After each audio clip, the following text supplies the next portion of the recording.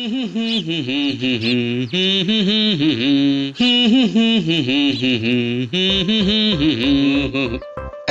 তুমি আবার সকাল সকালই ঝুড়ি ভর্তি শাক কোথা থেকে আনলে?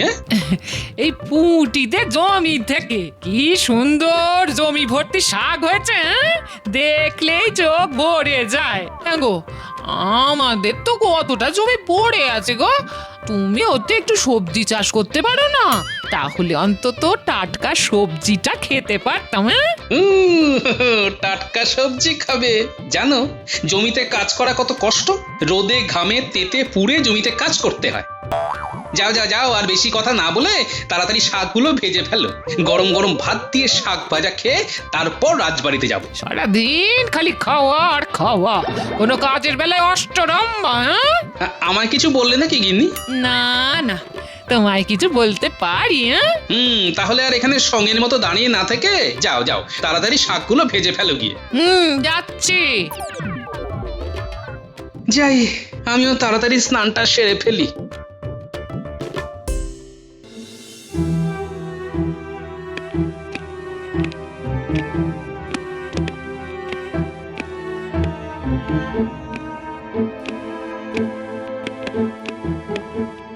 মহারাজ, এই নিন আপনার মৌরি ভেজানো জল। না না, আমি এখন এইসব খাবো না। আরে নিয়ে যাও তো। আজ্ঞে মহারাজ।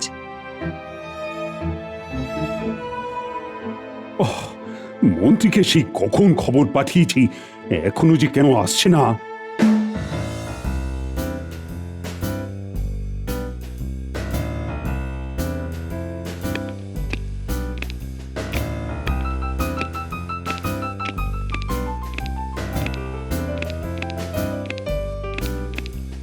মহারাজ, আমাকে ডেকেছেন? এই যে মন্ত্রী, এতক্ষণে তোমার আসার সময় হলো? মানে সকালবেলা তো অনেক কাজ থাকে, সেগুলো সেরে আসতে একটু সময় তো লাগবেই মহারাজ। আচ্ছা ঠিক আছে, এখন কাজের কথায় আসা যাক। আচ্ছা, কোষাগারের অবস্থা দেখেছো? একেবারে শূন্য হয়ে গেছে। আচ্ছা, কি করে এমন হলো আমি তো কিছুই বুঝতে পারছি না। কারণ এই সব কিছুর পিছনে যে আমি কলকাঠি নাড়ছি মহারাজ। কি হলো মন্ত্রী, তুমি কিছু একটা বলো। মানে আমি আর কি বলবো মহারাজ, এটা তো হবারই ছিল। যা অবস্থা দেখছি তাতে যা মনে হচ্ছে কিছুদিনের মধ্যে কৃষ্ণনগরে অর্থাভাব শুরু হয়ে যাবে। কি বলছো মন্ত্রী? এটা হবার ছিল মানে? না না না না, তোমার কথা তো আমি কিছুই বুঝতে পারছি না। দেখুন মহারাজ, আপনাকে বাড়তি খরচ এই মুহূর্তে কমাতেই হবে। বাড়তি খরচ মানে? মহারাজ, আমি হিসেব করে যা দেখেছি, আমাদের রাজকোষের অর্ধেক অর্থ খরচ হয় রাজসভার সদস্যদের বেতন দেওয়ার জন্য। এই অর্থটাকেই আপনাকে সঞ্চয় করতে হবে মহারাজ। এই তুমি যে কি বলছো না মন্ত্রী, আমার মাথায় তো কিছুই ঢুকছে না। একটু ঠান্ডা মাথায় ভাবুন মহারাজ। এই রাজসভায় যারা খুব প্রয়োজনীয় নয় তাদেরকে শুধু শুধু রাজসভায় রেখে বেতন দেওয়ার তো কোনো প্রয়োজন নেই। মানে তুমি কাদের কথা বলছো বলো তো মন্ত্রী? মানে আমি নির্দিষ্ট করে কারোর কথা বলতে চাইছি না মহারাজ। তবে দেখুন, এই যে গোপাল, ওর তো রাজসভায় সেরকম কোনো প্রয়োজনই নেই। তারপর ধরুন বিজ্ঞানী, উনিও তো সারা বছর ধরে একটাও নতুন যন্ত্র আবিষ্কার করতে পারেন না। তাই এদেরকে রাজসভায় বসিয়ে বেতন দেওয়ার তো কোনো প্রয়োজন নেই মহারাজ। আমার মতে ওদেরকে এখন রাজসভা থেকে ছাঁটাই করে দিন, দেখবেন আপনার অনেক অর্থ সঞ্চয় হবে।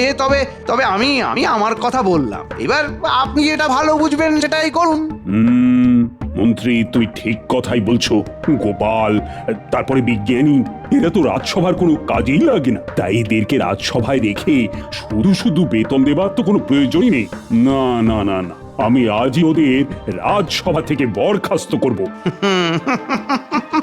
এটাই তো চাইছিলাম।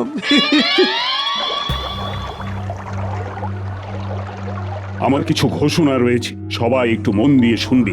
আমাদের কৃষ্ণনগরে অর্থাভাব দেখা দিচ্ছে, তাই আমি ঠিক করেছি এই মুহূর্তে আমার যত বাড়তি খরচ আছে সব আমি বন্ধ করে দেব। মহারাজ, আমার মনে হয় সবাইকে ব্যাপারটা খুলে বলাই উচিত। হ্যাঁ, আমি সব খুলেই বলছি। আমি গোপাল আর বিজ্ঞানীকে রাজসভা থেকে বরখাস্ত করছি, কারণ এই মুহূর্তে দাঁড়িয়ে মনোরঞ্জনের তুলনায় আমার অধিক অর্থ সঞ্চয় করা উচিত। কিন্তু মহারাজ, আমি আমার সিদ্ধান্ত জানিয়ে দিয়েছি, আর আমি সমস্ত দিক বিবেচনা করে তবেই এই সিদ্ধান্ত নিয়েছি, আর আমি কিন্তু আমার সিদ্ধান্তে অনড় থাকবো।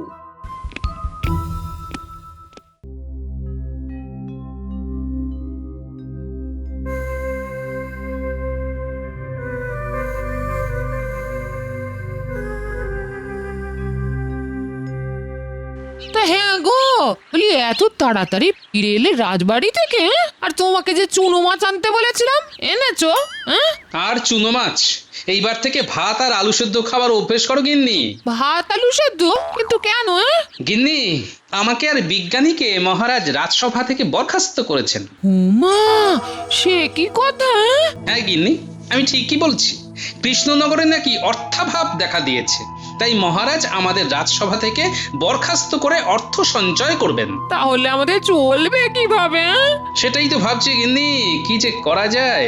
কিছু একটা তো করতে হবে, না হলে সংসার চালাবো কিভাবে? হ্যাঁ গো, আমাদের তো কিছুটা জমি আছে, সেই জমিতে চাষ করলেই তো হয়, অন্তত ভাতের অভাবটা তো আর হবে না। হ্যাঁ, এই কথাটা তুমি মন্দ বলনি গিন্নি। তবে বহুদিন ধরে তো জমিতে চাষাবাদ করা হয় না। জমিটা কি এখনো চাষ করার উপযোগ্য আছে গিন্নি? কাল একবার গিয়ে দেখো না, তারপর না হয় অবস্থা বুঝে ব্যবস্থা নেওয়া যাবে। হ্যাঁ হ্যাঁ, কাল বরং একবার পুটির বাবাকে নিয়ে জমিতে যাব, বুঝলে? তারপর দেখি যদি কিছু করতে পারি।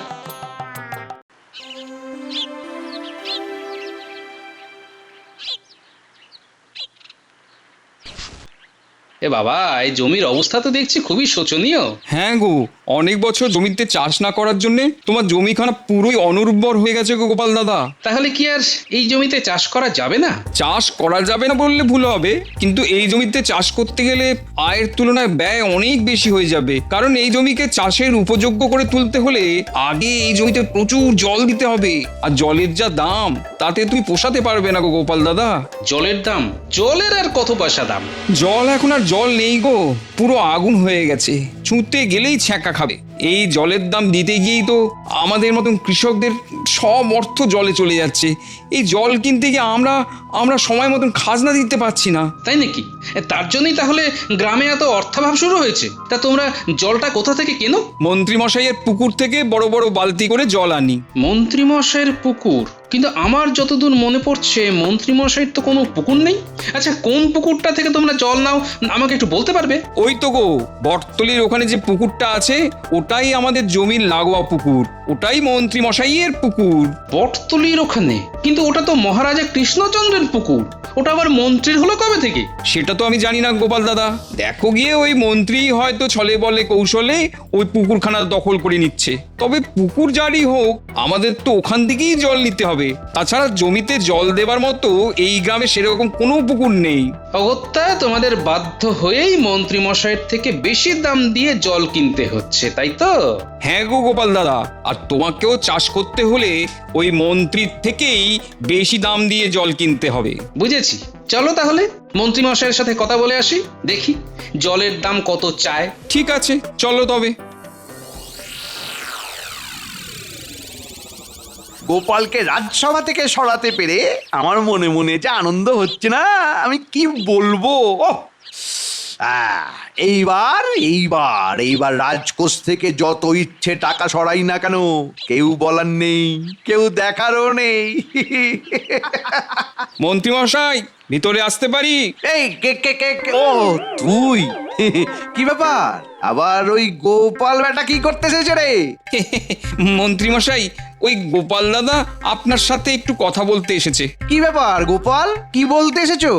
মন্ত্রী মশাই, আমার একটা জমি আছে, সেখানে আমি চাষ করতে চাই। আর চাষ করার জন্য আমার অনেক জলের প্রয়োজন। আপনি বটতলির পুকুরটা থেকে আমাকে জল দিতে পারবেন? কৃষ্ণনগরের ভাঁড় গোপাল চন্দ্র, সে করবে চাষ। বাহ বাহ বাহ বাহ বাহ বাহ বাহ বাহ, ভালো ভালো ভালো, খুব ভালো। হ্যাঁ, সে আমি তোমাকে জল দিতেই পারি, তবে প্রতি 10 বালতি জলের দাম আমার 10 মোহর করে লাগবে গোপাল। 10 মোহর? কিন্তু আপনি তো বাকি কৃষকদের 1 মোহর দিয়ে জল দেন, আমার বেলায় 10 মোহর কেন? আরে ওদের সাথে তোমার তুলনা? ছি ছি ছি ছি। তুমি হলে কৃষ্ণনগর রাজসভার ভাঁড় থুড়ি বরখাস্ত হওয়া ভাঁড়। ওদের থেকে আর তোমার থেকে যদি আমি একই পরিমাণ অর্থ নিই তবে তবে ওরা আবার বলবে মন্ত্রীমশাই আমাদের জন্য কিছুই করলেন না। কিন্তু এত বেশি পরিমাণ অর্থ দেওয়া তো আমার পক্ষে সম্ভব নয় মন্ত্রীমশাই। তাহলে তো আমার পক্ষেও তোমাকে পুকুর থেকে জল দেওয়া সম্ভব নয় গোপাল। আচ্ছা মন্ত্রীমশাই, এই পুকুরটা তো মহারাজের ছিল, এটা আপনার কবে হলো একটু জানতে পারি? মহারাজ এটা আমায় দান করে দিয়েছে গোপাল। ঠিক আছে গোপাল, এখন তুমি এসো। হ্যাঁ, একেবারে ঠিক জায়গায় কোপ ফেলেছি। এই টেকোটা এইবার আচ্ছা মতন জব্দ হবে।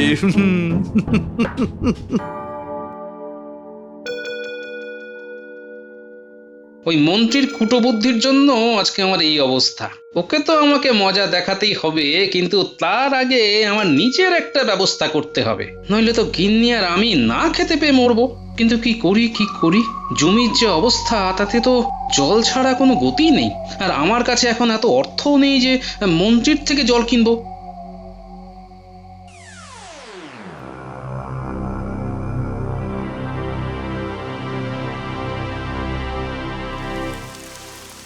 এই গেল গেল গেল গেল গেল বৃষ্টিতে সব কাপড় ভিজে গেল।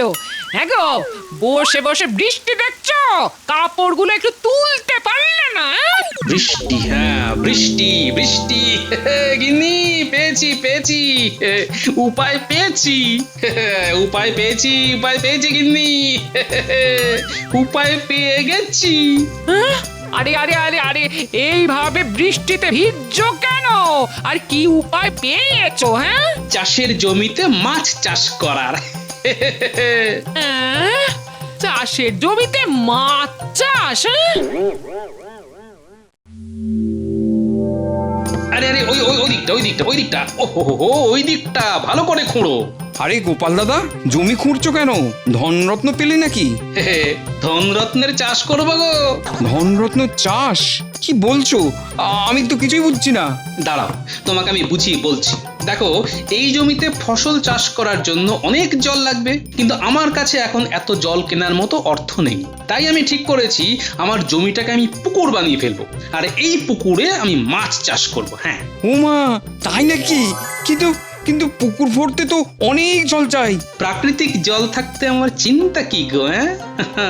ভেবেছিলাম বর্ষা আসতে দেরি হবে, তাই জল জল করে হাহাকার করছিলাম, কিন্তু আজ থেকে বর্ষা নেমে গেল। আমরা মুখ্য সূক্ষ্ম মানুষ বাবা, যা বলবে একটু খোলসা করে বলো না গো। তোমার কথা তো আমার মাথায় কিছুই ঢুকছে না গোপাল দাদা। আরে আমি বৃষ্টির কথা বলছি। এখন তো বর্ষাকাল পড়ে গেল, আর যা বৃষ্টি হচ্ছে তাতে 3 দিনে আমার পুকুর ভরে যাবে, আর একবার পুকুর ভরে গেলেই ওই পুকুরে আমি মাছ চাষ শুরু করে দেব। সত্যি গোপাল দাদা, তোমার মাথায় কত বুদ্ধি গো।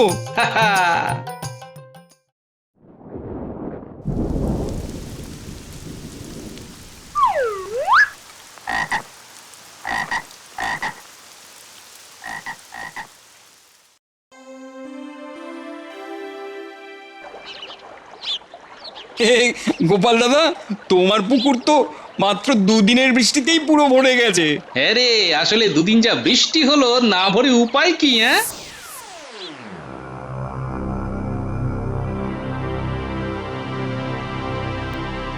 এই আবার অন্ধকার করে এসেছে, মনে হয় বৃষ্টি নামবে। নাও নাও নাও নাও, এইবারে মাছের চারাগুলো জলে ছেড়ে দাও দেখিনি। হ্যাঁ, তাই করবো।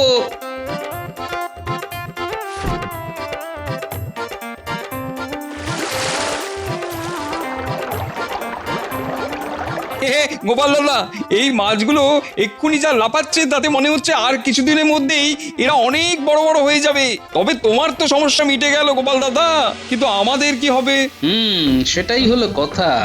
ওই মন্ত্রীর বিরুদ্ধে কিছু একটা করতেই হবে, যাতে ওই মন্ত্রীর সবার মাথায় বসে ছুরি ঘোরানোটা বন্ধ হয়। কি করা যায় বলো তো গোপাল দাদা? আচ্ছা, তোমরা এই মন্ত্রীর পুকুর থেকে কিভাবে জল নিতে? আমরা বালতি করে বয়ে বয়ে জল নিয়ে আসি। এত কষ্ট করে বালতি করে জল নিয়ে আসো? এতে তো অনেক কষ্ট। কি করবো বলো গোপাল দাদা, আর তো কোনো উপায় নেই। কে বলেছে উপায় নেই? এই গোপাল ঠিক তোমাদের জন্য একটা উপায় বের করে দেবে। তুমি থাকো এখানে, আমি একটু আসছি। কোথায় যাচ্ছ গোপাল দাদা? মন্ত্রীর ষড়যন্ত্রের বাসা ভাঙতে।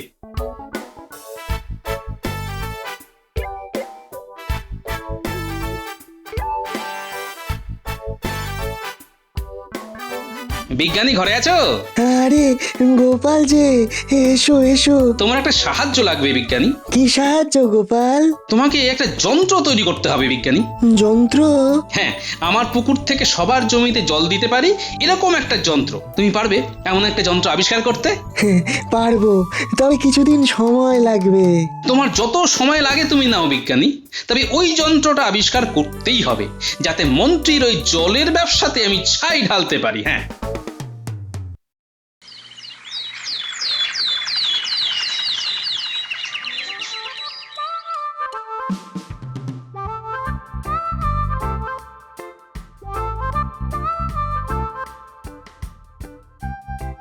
আরে মন্ত্রী মশাই, কোথায় চললেন? একটু রাজবাড়িতে যাচ্ছি। এত দেরি করে রাজবাড়িতে যাচ্ছেন? আরে এখন তো মহারাজের কানে ফুসমন্তর দেওয়ার জন্য গোপাল আর রাজবাড়িতে নেই, তাই রাজবাড়িতে তাড়াতাড়ি যাবারও বালাই নেই। ভাগ্যিস বুদ্ধি করে গোপালকে রাজবাড়ি থেকে বের করে দিয়েছি। আর এখন তো গোপালের অবস্থাও খুবই শোচনীয়। আমার পুকুর থেকে জল নিয়ে চাষ করার সামর্থ্য নেই। ভাবছি এই সুযোগে জলের দাম আরো বাড়িয়ে দেবো, যাতে গোপাল কিছুতেই জমিতে চাষ না করতে পারে। হ্যাঁ। গোপাল তো তার জমিটা খুঁড়ে বৃষ্টির জল ভরিয়ে পুকুর বানিয়েছে। ওই পুকুরে ও মাছ চাষ করছে। আবার তো শুনলাম বিজ্ঞানী নাকি কি এক যন্ত্র আবিষ্কার করবে। সেই যন্ত্র দিয়ে নাকি গোপালের পুকুর থেকে সবার জমিতে জল সরবরাহ হবে। আহ, কি কি বলছিস তোরা? হ্যাঁ মন্ত্রী মশাই, আমরা একেবারে ঠিক কথাই বলছি। বিশ্বাস না হলে নিজে গিয়ে দেখুন। বটা ঘটাদের কথা যদি সত্যি হয় তাহলে তো আমার এতদিনের ব্যবসা মাঠে মারা যাবে। না না না না না না, নিজের চোখে না দেখা পর্যন্ত আমার শান্তি হচ্ছে না। যাই যাই যাই যাই যাই, নিজের চোখে একবার গিয়ে দেখে আসি। যাই।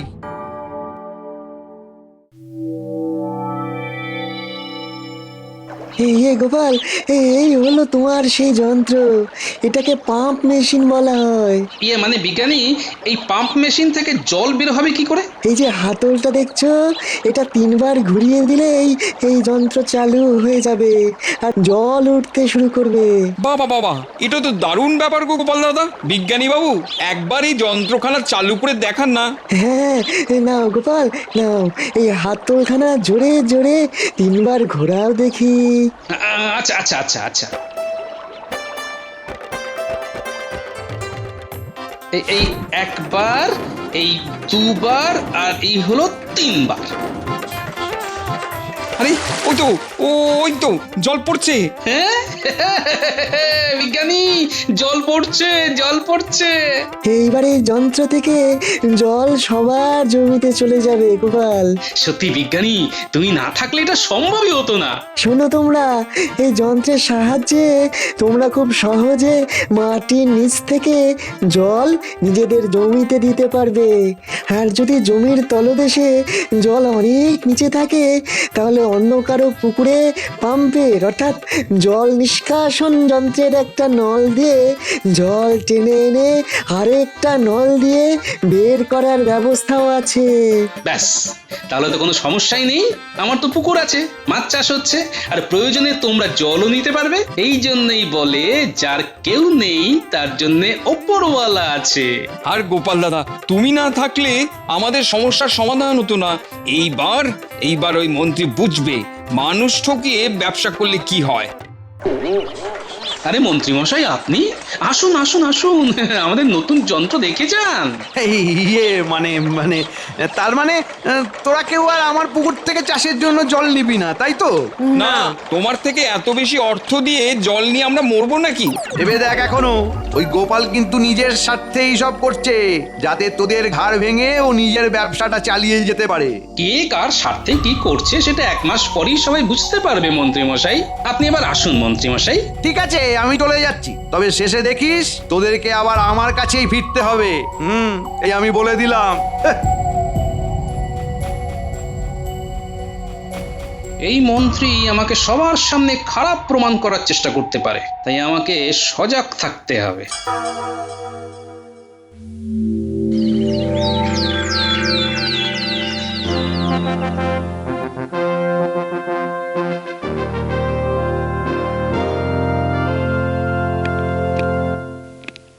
আমার ব্যবসা খেয়ে মন ভরেনি, আবার এখানে চলে এসেছে টেকোটা। আরে গোপাল, তুমি? হ্যাঁ মহারাজ, এই নিন আমাদের সবার খাজনা, যা এতদিন অভাবের কারণে সবাই দিতে পারেনি। হ্যাঁ, সে ঠিক আছে, কিন্তু তোমরা এতদিন সবাই খাজনা দাওনি কেন? তোমাদের কারণেই তো কৃষ্ণনগরে এত অর্থাভাব দেখা দিয়েছিল। কোথা থেকে দেবো মহারাজ? মন্ত্রী মশাই তো আমাদের থেকে জলের দাম বেশি বেশি করে নিয়ে আমাদের পুরো পথে বসিয়ে দিয়েছিলেন। এই গোপাল দাদা আমাদের বাঁচিয়েছে। কি ব্যাপার গোপাল, কি হয়েছে? আমি তো কিছুই বুঝতে পারছি না। আমি আপনাকে সব বুঝিয়ে বলছি মহারাজ। ওই তো গো, বটতলির ওখানে যে পুকুরটা আছে ওটাই আমাদের জমির লাগোয়া পুকুর, ওটাই মন্ত্রী মশাইয়ের পুকুর। বটতলির ওখানে? কিন্তু ওটা তো মহারাজা কৃষ্ণচন্দ্রের পুকুর। তবে পুকুর যারই হোক, আমাদের তো ওখান থেকেই জল নিতে হবে। অগত্যা তোমাদের বাধ্য হয়েই মন্ত্রী মশাইয়ের থেকে বেশি দাম দিয়ে জল কিনতে হচ্ছে, তাই তো? এই মন্ত্রী গোপালকে ঠিক বলছে? মানে মহারাজ, আমাকে ক্ষমা করে দিন মহারাজ, আমার ভুল হয়ে গেছে, আমি আর এই ভুল করবো না মহারাজ, এই ভুল করবো না আমি। অনেক হয়েছে, আর নয়, এইবার তোমাকে আমি শুলে চড়াবো। না না মহারাজ এরকম করবেন না, আমাকে ক্ষমা করে দিন, আমি কথা দিচ্ছি এই ভুল আর হবে না মহারাজ, আমি আপনার পুকুর আপনাকে ফেরত দিয়ে দেব মহারাজ। ক্ষমা করতে পারি, তবে একটাই শর্তে। জলের দাম হিসেবে যার থেকে যতটা অর্থ নিয়েছো তার সমস্তটাই তোমাকে সুদে আসলে সকলকে ফিরিয়ে দিতে হবে। আমি যার থেকে যা অর্থ নিয়েছি সমস্তটা সুদে আসলে মিটিয়ে দেব, এই আমি কথা দিলাম মহারাজ, আমি কথা দিলাম। এইবারে কৃষ্ণনগরের মন্ত্রী মশাই মন্ত্রীর মতো কথা বলেছে। গোপাল, বিজ্ঞানী, তোমরা আমাকে ক্ষমা করে দাও। এই মন্ত্রীর কূটবুদ্ধির জন্যই তোমাদের সাথে আমি অনেক অন্যায় করে ফেলেছি। না না মহারাজ, এইভাবে বলবেন না। এই ঘটনাটা না হলে তো আমরা জানতেই পারতাম না মন্ত্রী মশাই কৃষকদের সাথে এত বড় চক্রান্ত করছেন। হ্যাঁ মহারাজ, গোপাল ঠিক কথাই বলেছে। সত্যি গোপাল আর বিজ্ঞানী, তোমরা দুজনে তো আমার রাজসভার দুই রত্ন। আজ থেকে তোমাদের আবার আমি রাজসভায় নিয়োজিত করলাম। জয় মহারাজ কৃষ্ণচন্দ্রের জয়, জয় মহারাজ কৃষ্ণচন্দ্রের জয়।